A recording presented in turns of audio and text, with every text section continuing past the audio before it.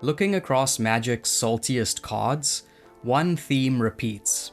People hate losing agency. Mana denial, hand destruction, endless turns, and theft effects all rob players of choice.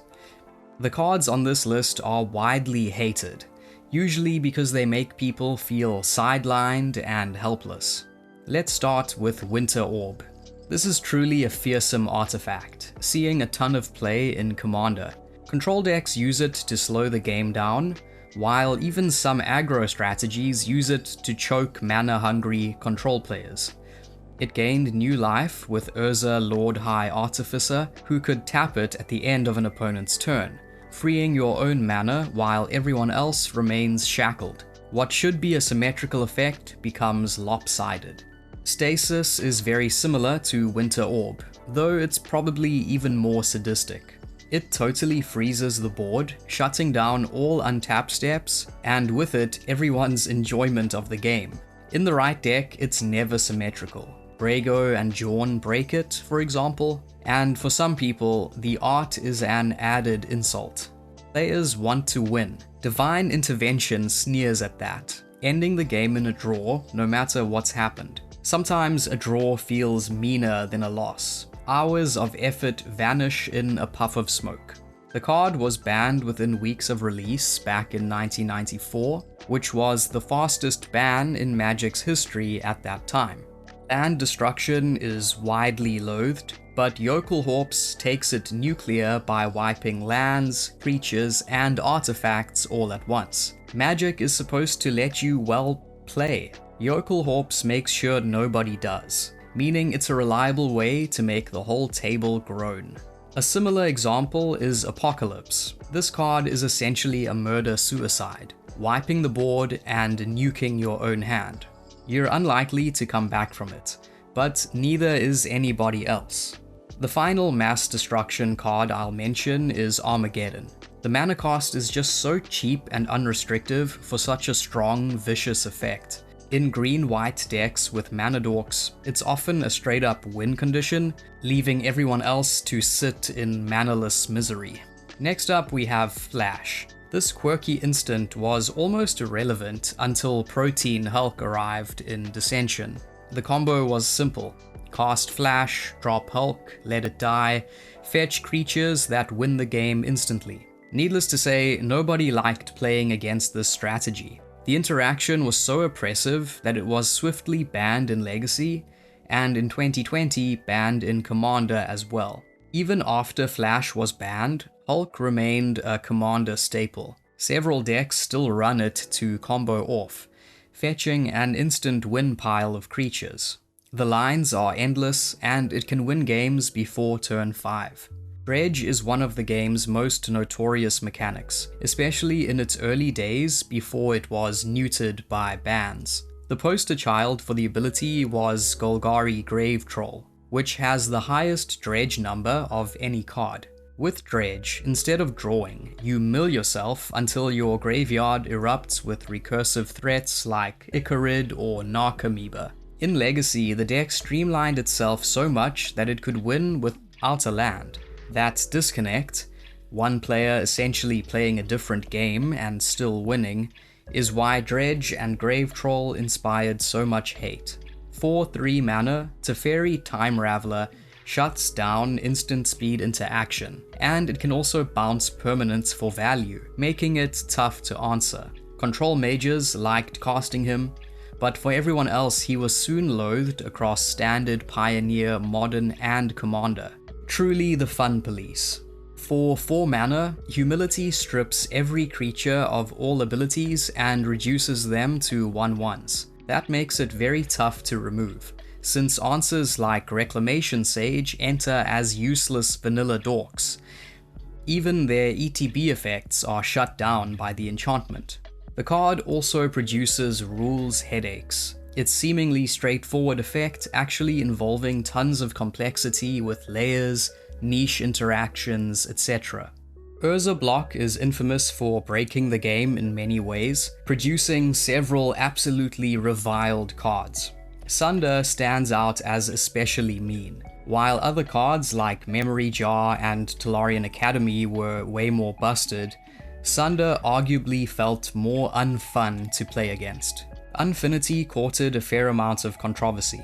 For the first time, an unset included tournament legal cards, and the hated sticker mechanic came with it. Stickers were low quality, they often peeled mid-game, and they just generally felt like gimmicks. And Name Sticker Goblin was the most egregious of the sticker cards. It actually saw Legacy and Pauper play, in effect working as an even stronger seething song. Between flimsy components, gameplay headaches, and meme overload, this goblin summed up why many players hated Unfinity. For 7 mana, Thieves' Auction exiles the whole board, then redistributes it draft style among the table. Sounds quirky, but in practice it's usually excruciating. Especially in Commander, it drags games into endless sorting exercises. Plus, if players use identical sleeves, things can get very confusing very fast. Time Stretch is a double time warp, offering its caster 2 extra turns for 10 mana. In practice, this usually means 20 minutes of one player snowballing ahead, while everyone else just stares. Nothing feels worse than sitting idle while your opponent plays Solitaire. Stealing every creature on the battlefield and turning them against their owners erases hours of setup in one swoop. Insurrection usually ends the game on the spot. All your creatures, all your plans, all of it undone in a single flashy sorcery. Iconic, yes. Beloved, no. Mirrodin was a truly degenerate block, with plenty of busted cards. While not one of the most powerful artifacts in Mirrodin by a long stretch, Mindslaver was easily one of the most despised, though people do love activating it. It weaponized 2 hated experiences, your opponent taking extra turns, and you losing to your own cards. Things got even worse a few years later when it got a lock piece in Academy Ruins. Now decks could recycle Mindslaver indefinitely, taking your turns forever until you begged to scoop. Absolute cruelty. Competitive players defend Thoughtseize as a safety valve against combo decks and other degenerate plays, and they do have a point. But for the average player, it's a horrible opening move to be on the receiving end of. Opening hands are fragile plans. Thoughtseize rips the key piece away before you even start. Sometimes it feels like your whole game plan has been ruined on the first turn. It may be fair, but to many players, it doesn't feel fair. On its own, Grand Arbiter Augustin is irritating to face. Your spells cost more, your opponents cost less, but Commander made him notorious, since he could reliably be out by turn 4, an instant format boogeyman. For multicolor builds, Iona is a nuisance. For monocolor, it's a death sentence. As a result, she became one of the top reanimation targets. Drop her early and watch half the table fold. It's no surprise she was banned in Commander. Expropriate forces opponents into a Saw-like choice. Give up your best permanent or hand over an extra turn. Since the caster also votes, they're guaranteed at least 1 extra turn, and often more.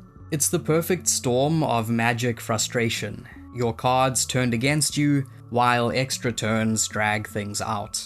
The original Eldrazi Titans were splashy, instant classics, yet they were very frustrating to go up against. Their Annihilator mechanic turned attacks into massacres. Emrakul was the strongest, but she was banned in Commander relatively quickly, so players faced Ulamog or Kozilek instead.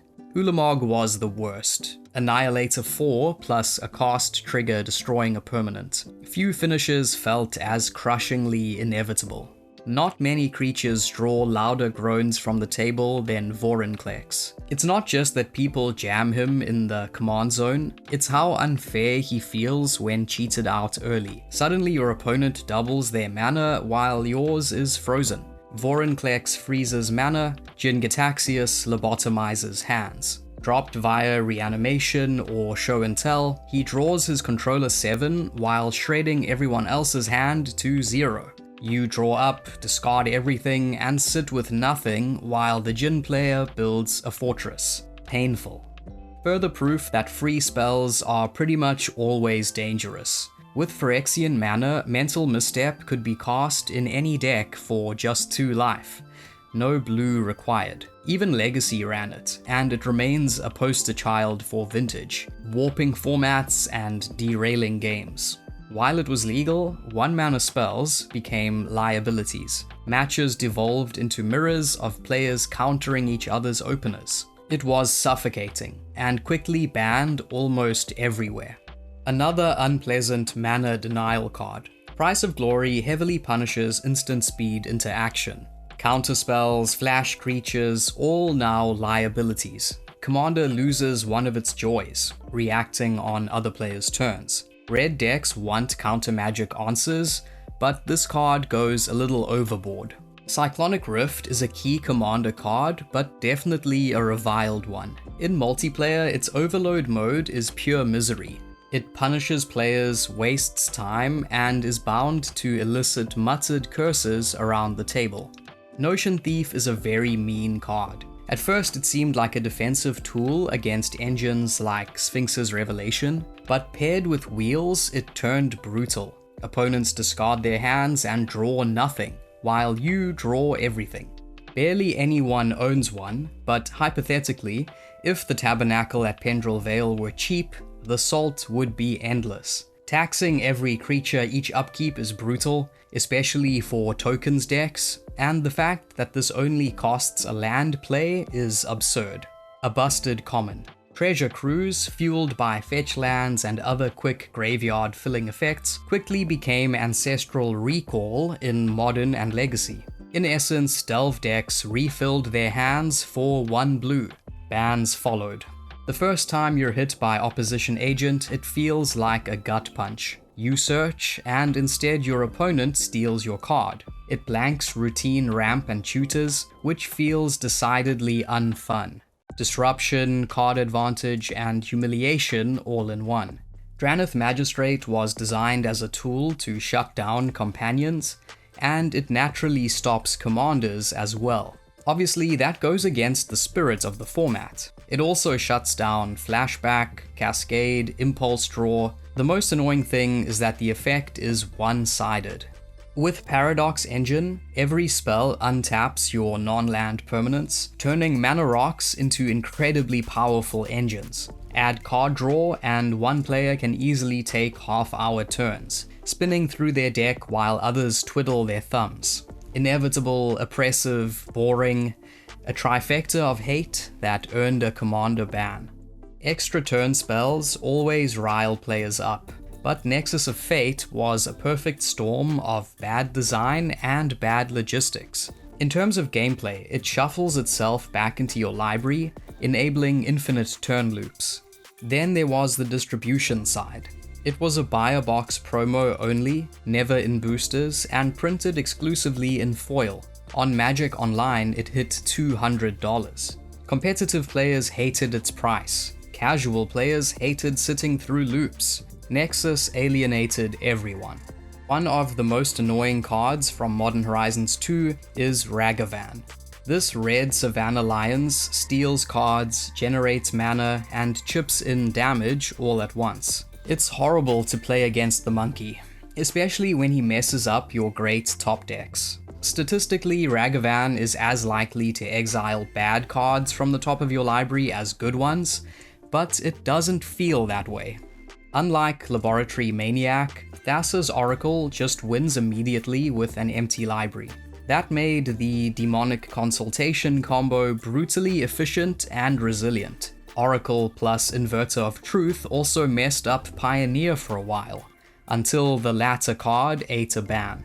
Free counterspells always raise eyebrows, but Fierce Guardianship arguably pushed it a little too far. Protecting your commander at no cost made it an auto-include in nearly every blue deck. Its price naturally skyrocketed. For 2 mana, Orcish Bowmasters punishes card draw by pinging opponents and their creatures, as well as making a growing Orc army. In Commander, it scales absurdly. In Legacy, it disrupts the format. In casual play, it sparks dread the moment a black deck sits down. Sure, Bowmasters is seen less frequently in Modern nowadays, in part thanks to the banning of the One Ring, but it remains divisive. Tergrid is a strong commander that can rapidly produce unstoppable value for its controller. Either the table gangs up instantly on its caster, or Tergrid runs away with everyone's permanents. Neither outcome feels good. Speaking of sacrificing, Smokestack drags games into spirals of sacrificed permanents until nothing's left. Stack's decks thrive while opponents crumble. An unassuming common became one of the most hated cards of all time, not to mention the game's most expensive common. Ristic Study's infamous question, "Do you pay the one?" is enough to fray friendships. In Commander, it sparks endless political squabbles. Who's responsible for spending extra mana to deny the Study's controller? Who shrugs and lets them draw? Its ubiquity, appearing in nearly every blue Commander deck, cements its reputation. That's all for today. Until next time, thanks for watching. If you enjoyed this video, please like, subscribe, and consider joining my Patreon.